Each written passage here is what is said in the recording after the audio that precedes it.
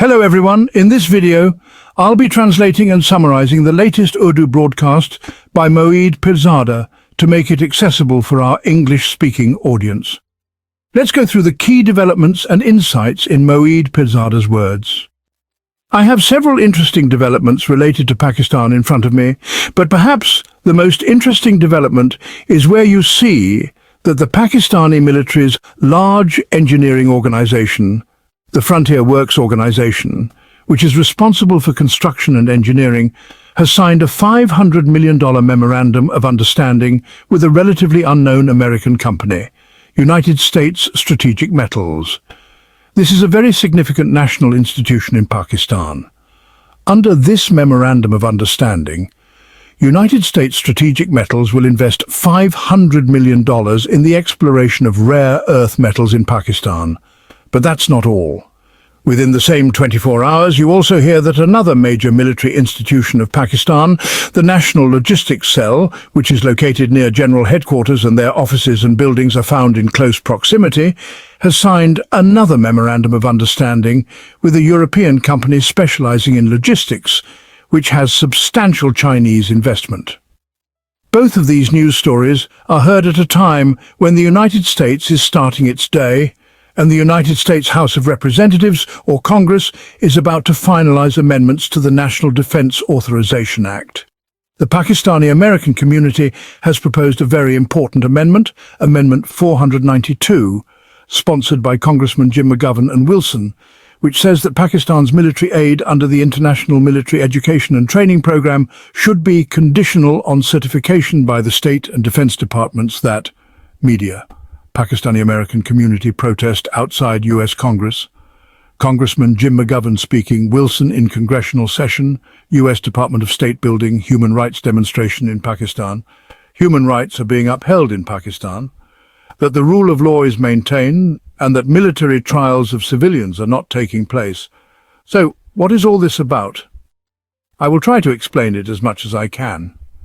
Another interesting development I'm seeing is that Madam Alima Khan, who has been repeatedly targeted, has now been charged with a first information report, accusing her and Naeem Payutha of conspiring and orchestrating the beating outside the Adiala jail. What is this issue about? I will try to explain that too. Additionally, the Chief Justice of Pakistan's Supreme Court, Mr. Yahya Afridi, has successfully passed the 2025 Rules and Procedures of the Supreme Court, even though 4 very senior and respected judges of the Supreme Court have written an open letter to the Chief Justice, which they shared with the media, explaining that these laws were made incorrectly and the process was flawed. The Israeli Air Force has started dangerous flights over Malta and Tunisia, travelling towards Gaza, where a flotilla is headed from Spain and Europe, which includes hundreds of human rights activists, physicians and professionals from around the world. These are some of the developments happening at the moment. Now let's get to the details. According to Pakistan's English newspapers like Dawn, it has been disclosed how the Frontier Works Organization and the National Logistics Cell have signed these memorandums of understanding. First, let's look at the $500 million memorandum of understanding signed between the Frontier Works Organization and United States Strategic Metals, which mentions rare earth metals such as copper, nickel and cobalt. However, the names of the metals are not as important as the political significance of this development, which we will analyze. The National Logistics Cell has also signed a memorandum of understanding with a Portuguese company, Mota Elgin, which is listed on the Euronext stock exchange. The revenue of this company is in the billions of euros, and their latest publicly reported revenue is around $123 million. So this company is a reasonably established player in its field. However, what's interesting here is the contrasting scenario with the American company United States Strategic Metals, which is not publicly listed, has no financial disclosures and no significant past achievements to show. The company claims to have raised substantial capital in various rounds, but it remains unclear how much of this is actually realized. Now, let's talk about the relevance of this investment. This company, United States Strategic Metals, is involved in extracting metals like lithium for batteries, but its exact history and achievements remain unknown. In contrast, the Portuguese company Moeed Pirzada, which signed the Memorandum of Understanding with the National Logistics Cell, is much more established.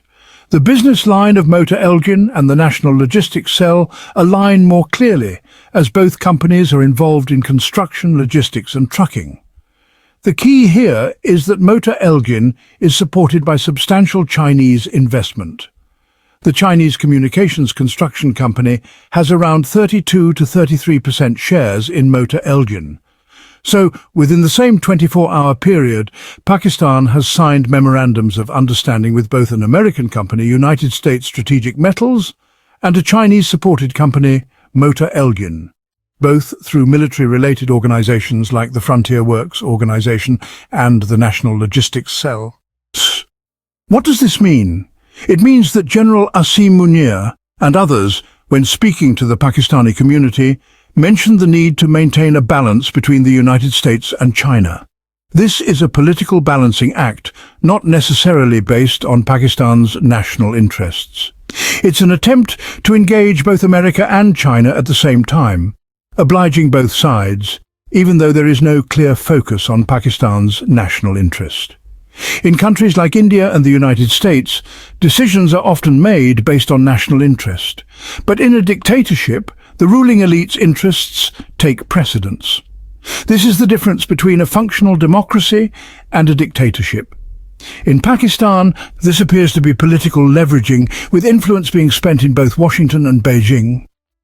This has happened at a time when the United States House of Representatives is finalizing amendments to the National Defense Authorization Act, which may include a major amendment from the Pakistani-American community. The amendments that are important are related to the approval of the National Defense Authorization Act. Hundreds of amendments have been proposed.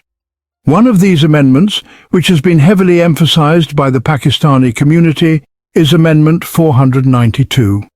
Congressman Jim McGovern, who is the chairperson of the Lantos Commission, has proposed this amendment. I've mentioned him several times in the past and shown the hearings related to him. This amendment has been co-sponsored and supported by Republican Wilson, in addition to Jim McGovern, who is a Democrat.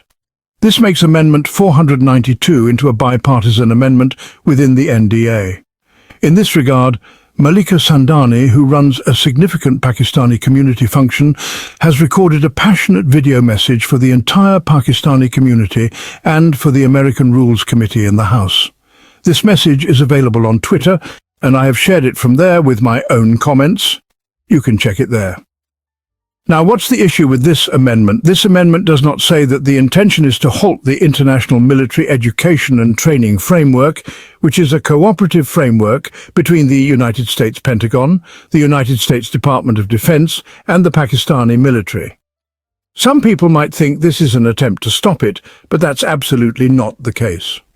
What this amendment says is that the Secretary of State and Secretary of Defense must certify before Congress each year that if they are providing assistance to Pakistan, they must confirm that they have taken necessary steps. They must certify before Congress that human rights violations are no longer happening in Pakistan, that the rule of law is being supported, and that civilians are not being tried in military courts. Now, once again, things are not as clear as they seem. I see that people often don't understand the details when a process and its details are revealed.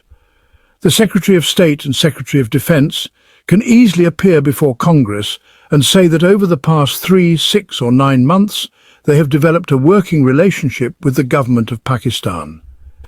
They are in touch with them and have received assurances that the situation of the rule of law in Pakistan will improve. Pakistan has asked for 3 or 6 months, or they may say that free, fair and transparent elections will be held within a year, or they might claim that civilian trials will not happen and civilians will not be arrested. However, it's not always black and white. It's not about just saying no, no, no in the way people generally understand it in Pakistan. They are essentially required to give Congress basic assurances that they are engaging with Pakistan on these matters. But given the current situation in Pakistan, The American administration would never want this sword of Damocles hanging over their heads. The American Secretary of State and the American Secretary of Defense would face enormous difficulty in telling Congress that they are engaging with Pakistan's military and that Pakistan's military has made them aware of the improvements. This is the significance of Amendment 492. A decision on this will be made in the next 24, 36 or 48 hours in the United States. Just at the time this decision is being made, news comes that a United States company, United States Strategic Metals Company, has signed a $500 million memorandum of understanding with Pakistan's military organization, FW. I believe I have reasonably explained this, and many of you may take the initiative to research what this actually means. Now let's take a look at social media. The day was supposed to end with Pakistan's media focusing on Balochistan, where 6 political parties of Balochistan, in opposition, gave a message through Mahmood Khan Achakzai, who is the founder of the Pashtunkhwa Milli Awami Party and currently leads the Tehreek-e-Tahaffuz-e-Pakistan, supported by Imran Khan. Along with Jamaat-e-Islami, the National Party, and Balochistan National Party, they held a strike and shutdown across Balochistan. The reports I have suggest that the strike was a massive success, but Pakistani media has hardly reported it. If you look at Pakistan's mainstream media and social media, especially where anchors close to Maryam Nawaz are present, there is no mention of Balochistan. Instead, the focus is on Aliya Khan and Naeem Panchoda, claiming that they plotted something, and a journalist from Pakistan's Supreme Court Bar Press Association, Tayyab Baloch, was beaten and tortured. There's a lot of discussion on this, but very little on Balochistan. The issue of Aliya Khan's corruption is being heavily discussed, but you won't find detailed coverage of the Balochistan issue. In this context, I spoke to Ahmed Noorani, who was quoted by Jangjeo News, regarding the allegations of Aliya Khan's corruption. He told me that he himself was surprised that such a big issue had come up suddenly. He had only reported on a company that approached Aliya Khan in 2018, where she had an investment worth over $1 million. Apart from that, he didn't say anything specific. If there were a real scandal, it would have come to light much earlier, considering how much scrutiny and due diligence the Shaukat Khanum Cancer Hospital has undergone. If there were any substantial wrongdoing or money laundering involved, it would have been exposed long ago. The fact that this issue is only coming up now has little to do with Aliya Khan's corruption. I believe it's an attempt to create a distraction from Imran Khan's cases, which have gained much media attention. This controversy around Aliya Khan seems to be engineered at a time when Imran Khan's hearings are ongoing. Some government ministers and political figures, including Bilawal Bhutto Zardari, have taken positions on this, making it clear that this controversy was engineered to distract from the real issues and to shift focus away from Balochistan. Now, moving forward, there's news that Pakistan's Chief Justice Yahya Afridi has passed the new Supreme Court rules and procedures for 2025. These rules were not in line with established convention, and senior judges like Mansoor Ali Shah, Aisha Malik, Munib Akhtar and Athar bin Allah have written an open letter criticizing these changes. They believe that these rules are against the law, against conventions, and violate due process. They have raised serious objections to the manner in which these rules were passed, and the fact that a full court meeting was held after the rules were already created and notified. What's the takeaway from this? The issue of seniority among judges in Pakistan has been long established since 1996. But Chief Justice Afridi violated this principle. This is how institutions are destroyed, by violating long-standing conventions. Titu. Moving forward, I want to discuss the Israeli Air Force's ongoing operations over Tunisia and Malta. The purpose is to intimidate and harass the flotilla that was traveling from Barcelona to the Mediterranean. This flotilla is now heading towards Gaza to lift the siege. The next few days will be critical for this mission, as previous European attempts to lift the Gaza siege were unsuccessful. This is happening in September, just before the United Nations General Assembly session, where many countries, including France, the United Kingdom, Ireland, Spain and Norway, are expected to take positions on Israel and Palestine. France, for instance, has seen a crisis with the resignation of its prime minister due to pressure over President Macron's stance on the Israeli issue. The world's most powerful lobby might be behind this crisis engineered for French President Emmanuel Macron. But this won't be discussed openly in the media. This is the kind of political crisis being manufactured, with media attention diverted from significant global issues to engineered controversies. More on this later. At that point, it seemed like perhaps WhatsApp communications weren't being intercepted.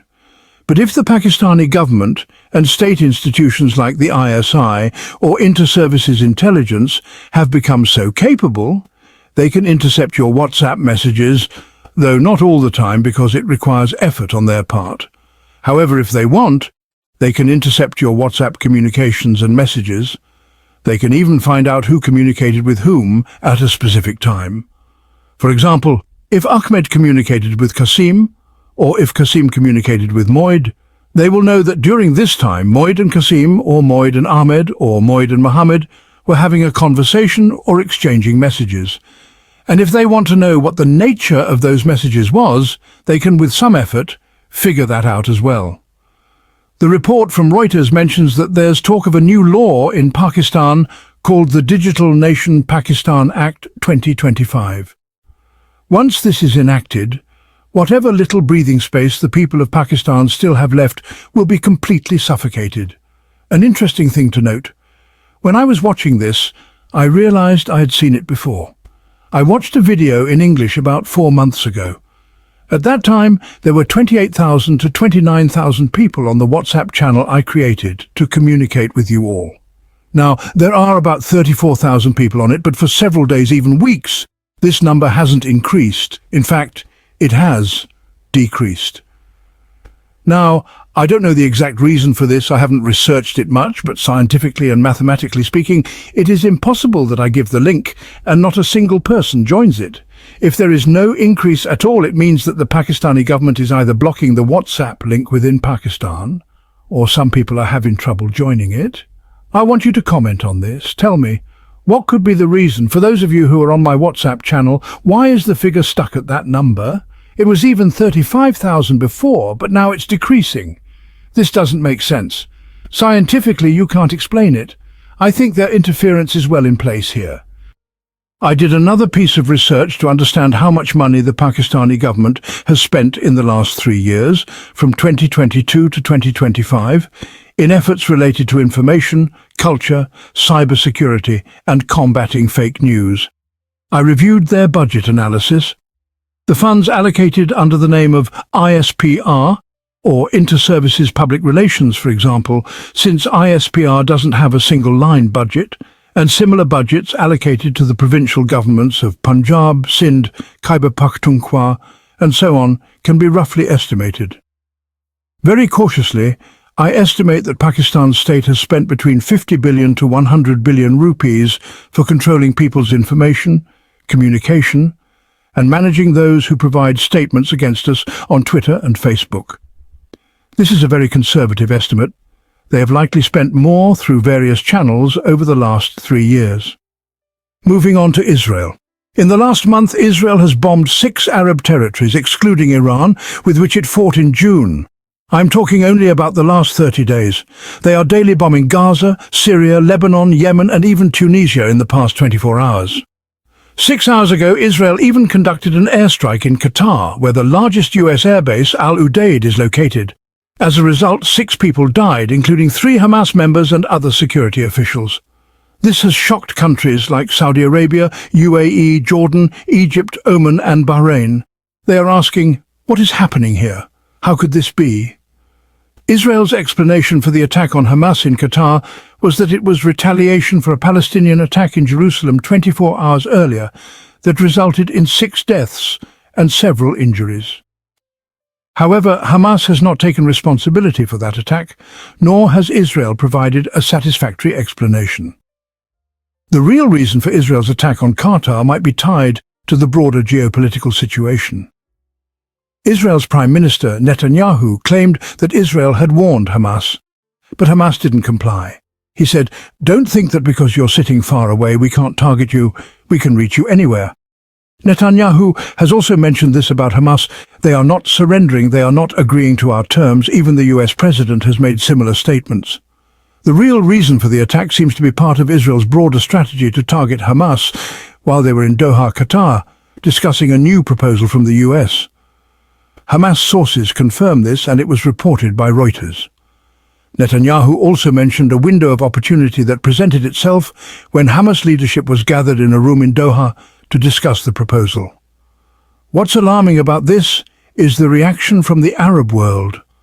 For the first time, the Arab world, especially Qatar, has been directly attacked by Israel with US approval. The biggest shock has been felt in the UAE, Saudi Arabia and Bahrain, as they believed that their alliance with Israel and the US would protect them from threats, particularly from Iran. Now they've realized that their sovereignty means nothing to Israel. If Israel needs to strike, it will do so regardless of any country's sovereignty. For Qatar, which hosts the largest US military base in the Middle East, this attack represents a significant shift. Israel has crossed a red line, and it shows that Israel's disregard for the sovereignty of Arab nations is a strategic move to maintain control over the region. This has sent shockwaves through the Arab world, and it's clear that the situation is rapidly evolving. On the matter of China, the international community's reaction, particularly from China, is of note. China has been increasingly criticized for its weak stance in international relations. It's clear that China, despite its global ambitions, remains focused on its own defense concerns, particularly in the South China Sea. Despite the rhetoric, China's response to Israeli airstrikes and Middle Eastern conflicts has been muted. This has raised doubts about China's ability to position itself as a global power. The US and Israel's actions have exposed the reality of global power dynamics, and the Arab world is now realizing that their alliance with the US and Israel does not guarantee their security. This incident has shaken their beliefs, and they are starting to see the limitations of their alliances. In conclusion, the situation remains complex. The ongoing developments with General Asim Munir and the Sharif family in Pakistan point to the ongoing struggle for power. There are speculations about meetings with Donald Trump, but it's clear that at this stage the Sharif family cannot trust General Asim Munir, given his growing power in Pakistan's military. The next 80 days will be crucial in shaping Pakistan's political landscape, and we will have to see how things unfold. That wraps up our translation of Moeed Pirzada's video. I hope this English version helped you understand his message better. Please like, share and subscribe to Awami Lens to help our community grow. Don't forget to leave a comment below and let me know what you thought of this effort.